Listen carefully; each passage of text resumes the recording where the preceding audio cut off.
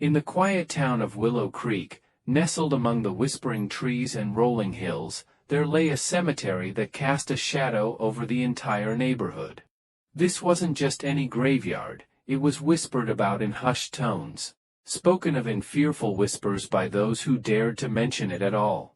For years, the locals had avoided the cemetery, shunning it like a plague, for they knew that something sinister lurked within its gates.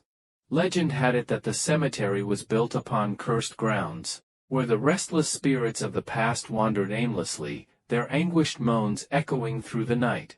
Many claimed to have seen strange apparitions flitting among the tombstones, their ethereal forms glowing with an otherworldly light. Others spoke of eerie whispers that seemed to emanate from the very earth itself, as if the ground itself held secrets that it longed to share.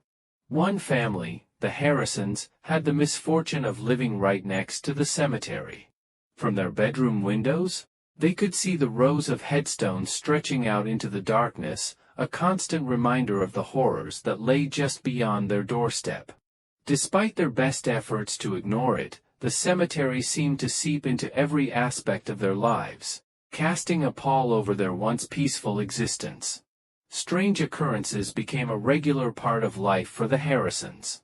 Objects would inexplicably move on their own, doors would slam shut without warning, and chilling whispers would drift through the house in the dead of night.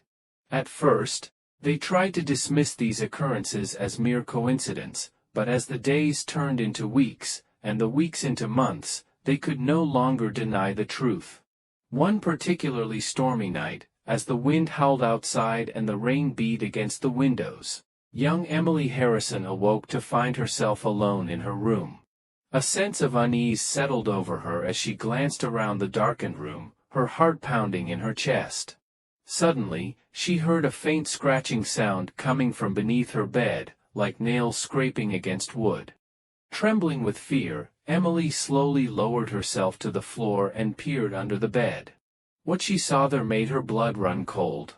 Two glowing eyes stared back at her from the darkness, their malevolent gaze boring into her soul. With a scream, Emily scrambled to her feet and fled from the room, tears streaming down her face.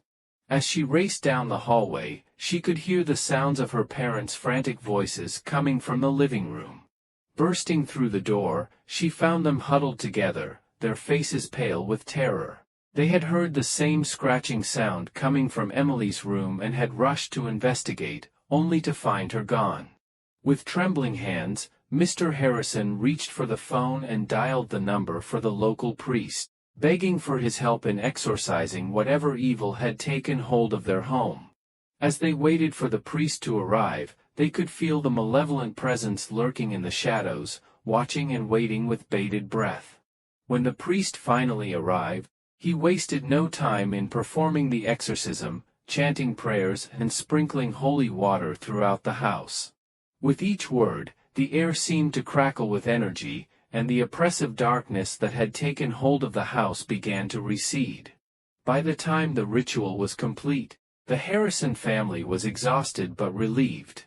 The sense of dread that had weighed heavily upon them for so long had finally lifted, replaced by a newfound sense of peace. As they gathered together in the dimly lit living room, they knew that they would never forget the horrors they had witnessed in the haunted cemetery near their home, but they also knew that they were stronger for having faced them together.